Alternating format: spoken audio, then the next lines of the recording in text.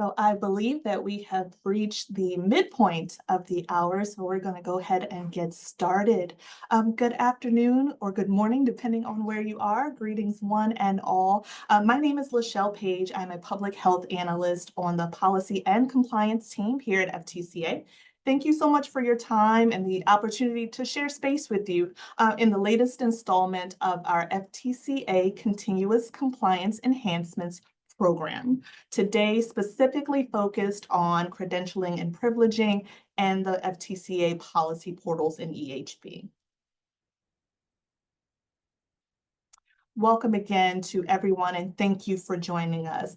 Today, we are introducing to some and reintroducing to others the new credentialing and privileging policy and procedures portals, which are part of the FTCA Continuous Compliance Enhancements program. We'll walk through why these portals were created, the goals behind them, and the benefits to your health centers. Then we'll hand it off to our engineering team for a live demonstration of the portals. A bit on the CCE program. The CCE program is a broader HRSA initiative focused on modernizing how we support FTCA compliance. These portals are just one step in helping health centers better manage and track key components of FTCA readiness.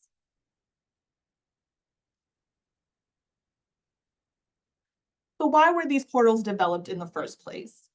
These portals were developed based on feedback from you, feedback from our health centers, and the FTCA internal Continuous Compliance Enhancements program. Many expressed the need for tools to better manage credentialing and policy documentation year-round. These portals address these gaps as well with the goal to reduce last-minute application stress and burden. Let's start with the credentialing and privileging portal. This tool lets health centers update provider credentialing and privileging dates and records all year. It includes automated alerts or 30-day notices, flags, and filtering tools to help identify missing or outdated credentials early. This helps reduce issues during the application period. And so far, we've had positive feedback. We've noted that the deficiencies in the compliance and, in the credentialing and privileging section of the applications for applicants that have already submitted appears to be decreasing from years past. The policies and procedures portal. The policy portal complements the credentialing and privileging portal. It helps our health centers upload and manage required risk management and quality policies. This is especially useful for larger health centers with complex documentation. Enhancements are planned in the future phases that we hope will be released late this year or early next year. These include alerts based on expiration or review timeframes noted for specific documents, 2-year upload features for documents that are subject to FTCA calendar reporting periods. So a bit of the key takeaways. This slide summarizes some of the major takeaways. Both portals are tools under the FTCA Continuous Compliance Enhancement Program. They're designed to help our health centers work smarter, stay ready, and submit higher quality applications with fewer issues and challenges. As always, if there are questions after the session has ended, or there's help needed for these tools, you can contact us via our Health Center Program Support team. The contact information is before you, and we'll make sure that you have it as well. At this time, we'll transition into our live demonstration with our REI contractors, and they will show you exactly how to use each portal and what features to focus on. We encourage you to submit questions through the Q&A feature. Please note this session is being recorded for later viewing. So I believe I am turning this over to our team. Tiffany? Thank you, Michelle. Let me share my screen.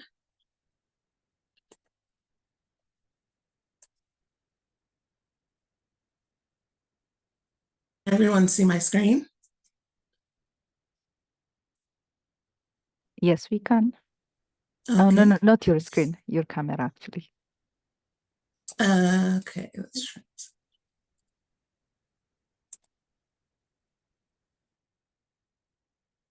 Yes, now we can see. All right, good afternoon, everyone. I'll start the demo with a walkthrough of the Credentialing and Privileging, or the CMP portal, followed by the Policies and Procedures, or PMP portal, and then we'll take a look at how these portals interact with the FTCA application. To navigate to the new portals, I'm going to click on the Grants tab, which will navigate me to the My Grants Portfolio List page. On this page, I'm going to select the H80 grant folder.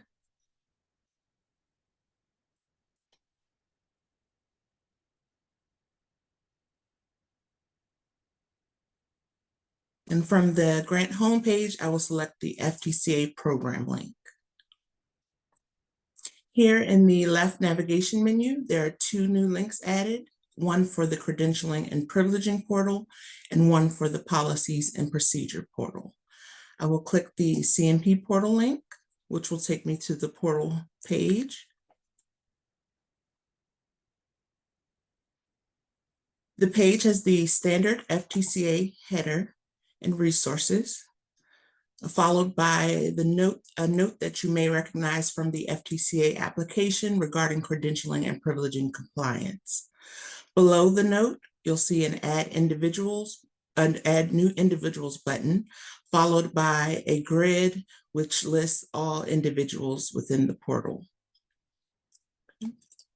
When you come to the portal for the first time, the list of individuals in the portal will be the individuals that were added to the latest FTCA application for your organization.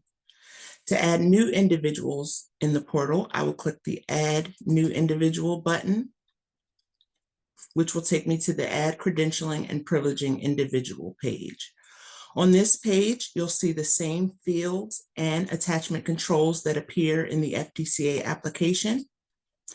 So I'm just going to add a new individual.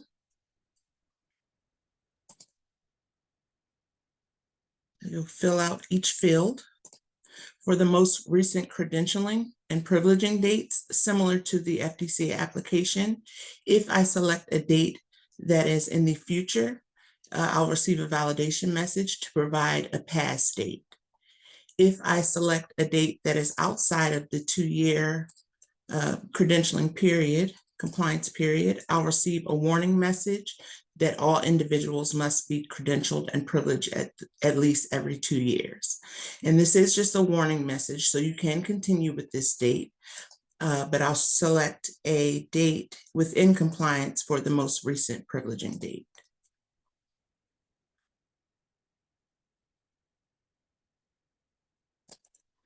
I'm going to continue to fill all fields.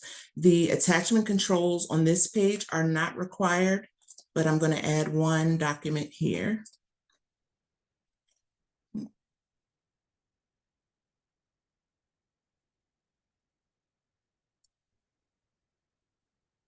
see, let me cancel and go back.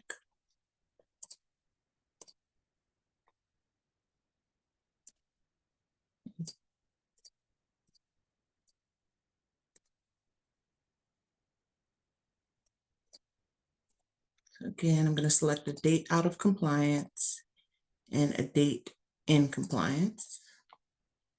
Initial.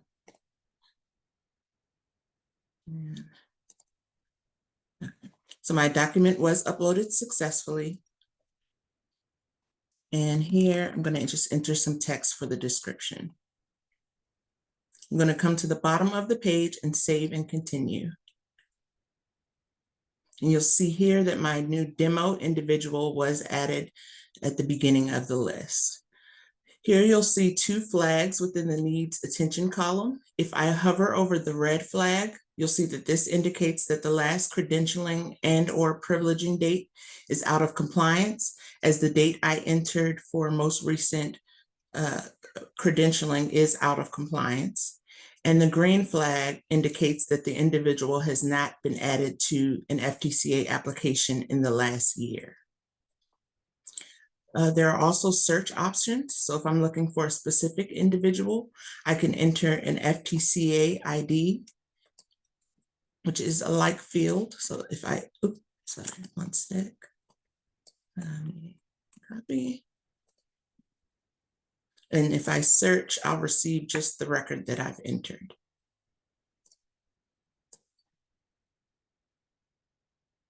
The most recent privileging date and most recent credentialing date.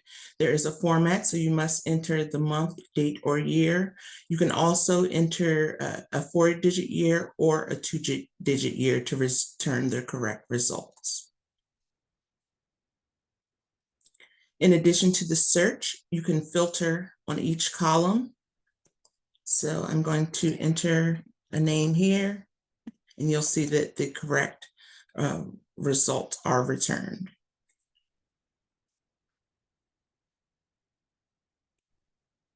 In the options column, there are multiple options. The first one is to update the individual details. So I'm going to click update, and I'm going to change this date that's out of compliance to be in compliance. Once I do that, the warning message has gone away. And when I click save and continue, back on the portal page, you'll see that the red flag has disappeared as the record is no longer out of compliance. I can also view an individual details, which will give me a read-only page of the details for this individual. So here you'll see all the information I entered in addition to any documents that I've attached. The third option for an individual is to archive an individual. So I'm going to archive this second individual. And I'll get a confirmation message. I'm going to confirm. And you'll see that that individual no longer appears at the top of the list. By default, only active individuals will appear at the top of the list, and archived individuals will appear at the bottom of the list. So I can go to the last page and I'll see any archived individuals, which is indicated by no in the is active column, or I can filter in the column and select no, in which I'll return only archived individuals. I'm going to update the name here to archive so that when we go to the FTCA application, you'll see that the archived individual does not appear in the list to pull into the application.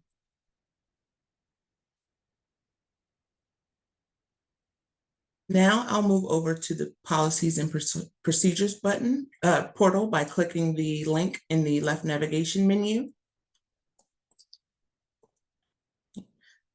From the, I'll select the referral tracking. So here you'll see the attachment controls that are within the FTCA application, and these are separated by the checklist within the application. So the first checklist where attachment controls appear are risk management. So I'm going to attach some documents here.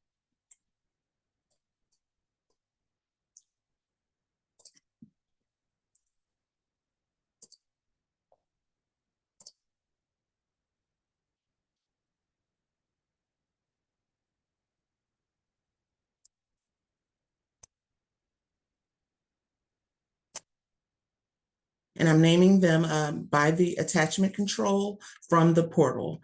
And this is important when we go to the application. You'll see that the documents are automatically attached in the application. With each document, I'm going to save.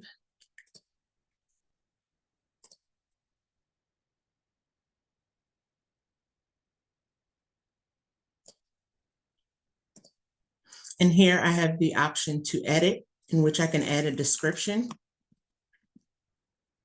and save, or I can delete a document.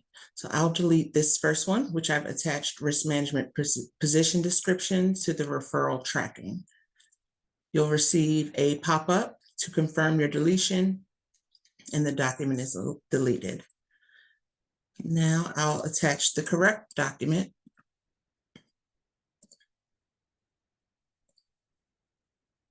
Save.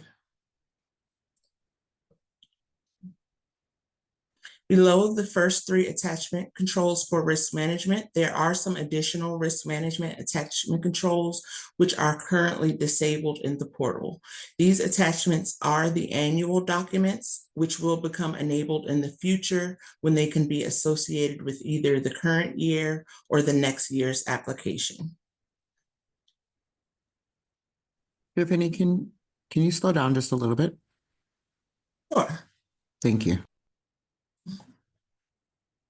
Okay.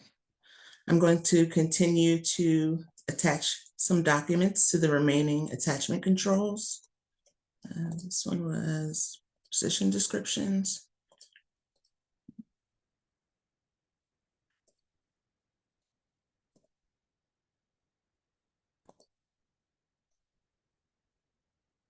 Again, there are separators between each checklist that appears in the FTCA application. So this next attachment control is related to the credentialing and privileging checklist.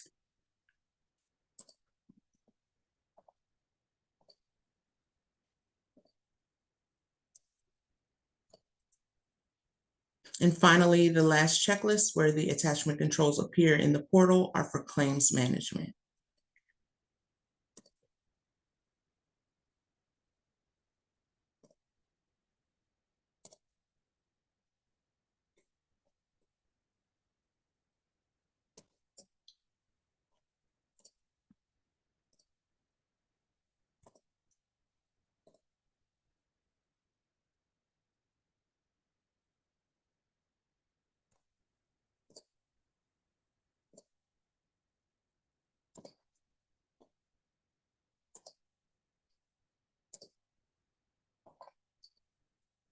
Okay, again, I have named each document according to the attachment control.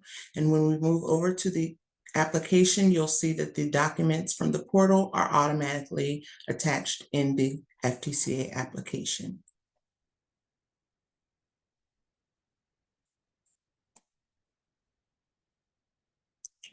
Now that I've finished with my portal updates, I'm going to go back to the grants homepage and create my FTCA application.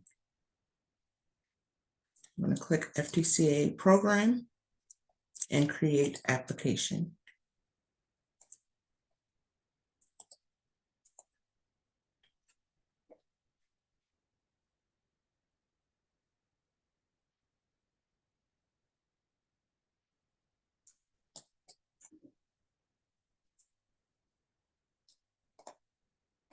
All right, within the FTCA application, I'm going to click on the contact details, and I'm going to change my executive director name so that I can enter it when I submit the application.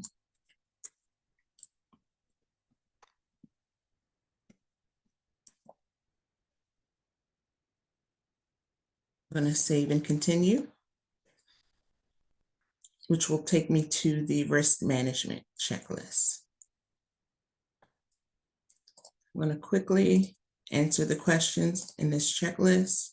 And here you'll see that the documents for the portal are already attached to my attachment controls. I'm going to update this first document for referral tracking. I'm going to delete the version I have here and attach a new version. And you'll see that when I submit the application, any documents that I've uploaded directly in the FTCA application will be copied back over to the portal.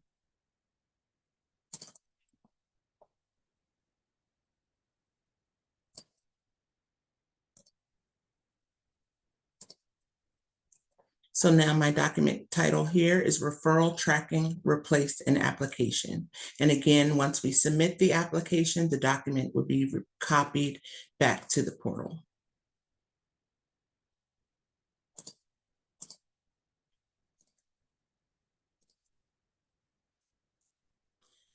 The risk management educational training plan is one of those attachment controls that is disabled currently in the portal. So I will manually upload a document here.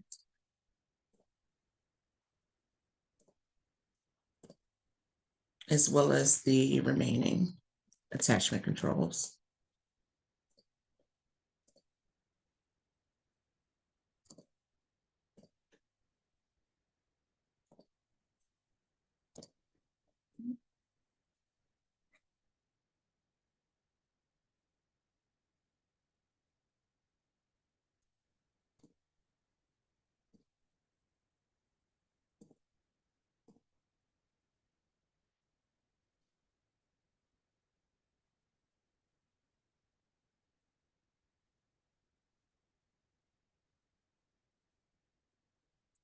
And please bear with me while I fill out this checklist. There are quite a few fields here, but we'll go a little bit faster once we get to the other checklists.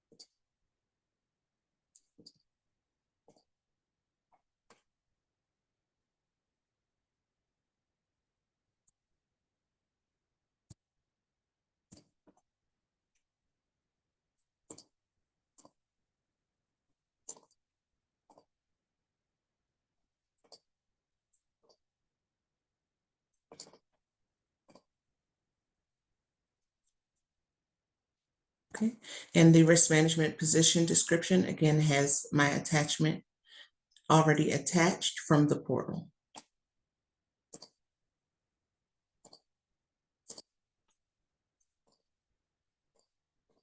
Okay, now that I have all my information filled out, I'm going to save and continue.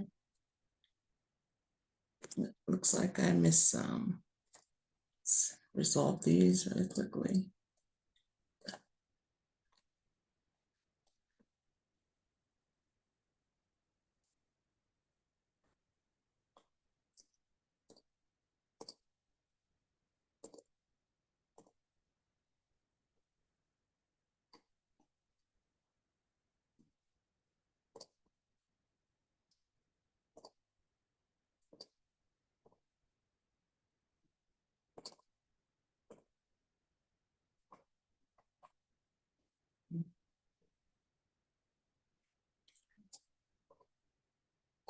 One more.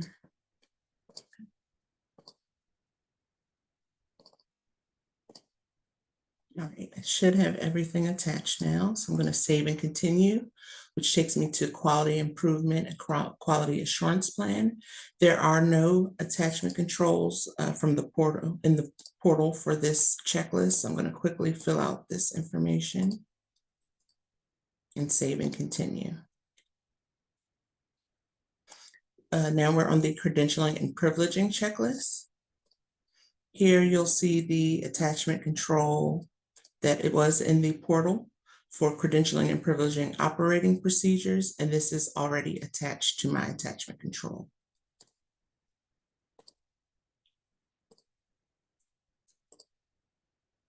I'm going to save and continue. Which brings me to the credentialing and privileging list. On this page, we've added a new button to add lists from the CP portal. So I'm going to click the button, which takes me to the Add Individuals from CMP portal page. So let's find here, you will see the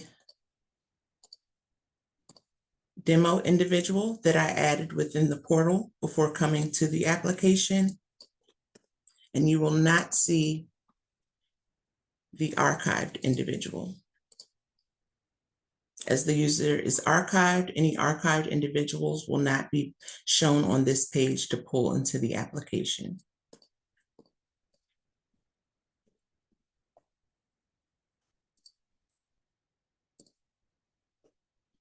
I'm going to add my demo individual to the application.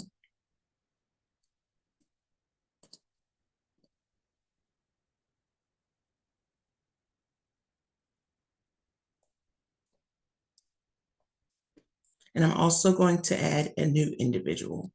And this new individual will be copied back to the portal when the application is submitted.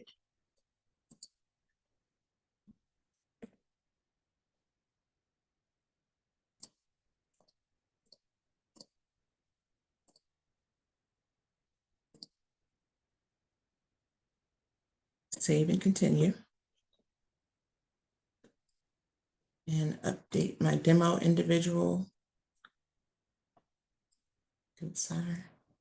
Save and continue. And now both individuals have the status of complete.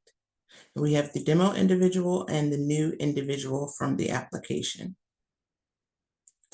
I'm going to continue, which takes me to the claims management checklist. We do have individuals from the policies attachment controls from the policies and procedures portal, which you'll see that the attachments are automatically attached to those controls.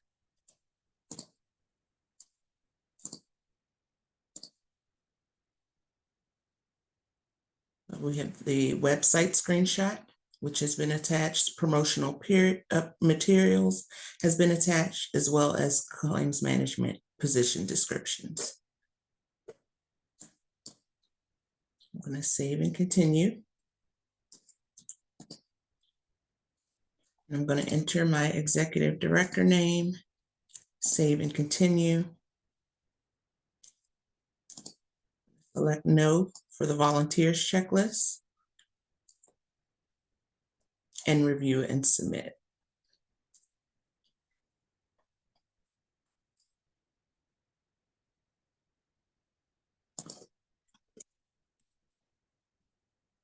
I'm going to type I agree and confirm the submission of my application.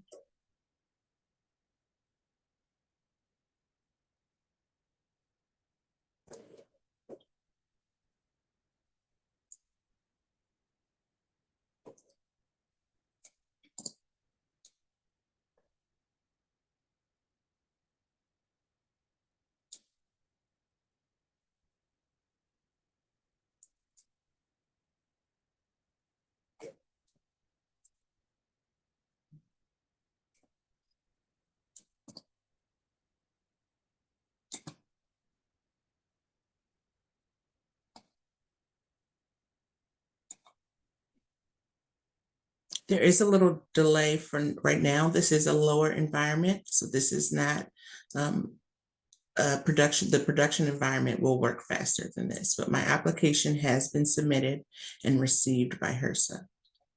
Now I'm going to come back to the portal, the grant folder, FTCA program link, and click on the credentialing and privileging portal.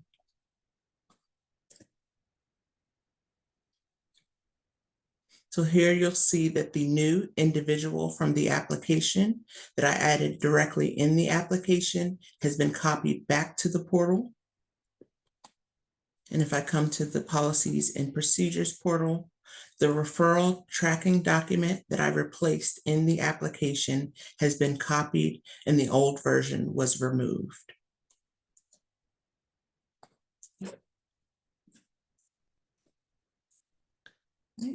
The last thing to mention regarding the portals is that there is a 30-day credentialing and privileging email that is sent regarding individuals in the portal when their credentialing or privileging dates will expire within 30 days.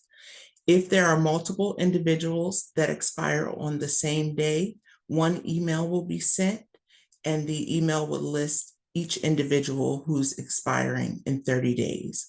Following those individuals, there are steps in the email to go to the portal and update the information for those individuals. This concludes the demo.